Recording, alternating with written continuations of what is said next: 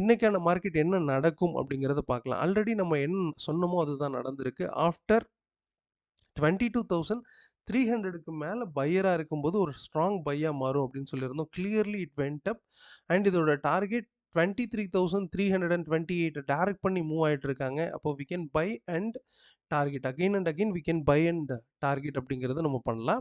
So பிரைமரியோட target 23,328 அப்படிங்கிற அந்த டைரக்ஷனை எடுத்துட்டு சின்ன சின்னதாக மூவ் ஆயிட்டு இருக்கிறத நம்ம பார்க்க முடியறது. இன்ட்ராடேவை பொறுத்த வரைக்கும் நம்ம அகைன் அந்த டார்கெட்டை வச்சுட்டு சின்ன சின்னதாக நம்ம பை அண்ட் டார்கெட் சின்ன டார்கெட்ஸ் அப்படிங்கிறது நம்ம பண்ணலாம்.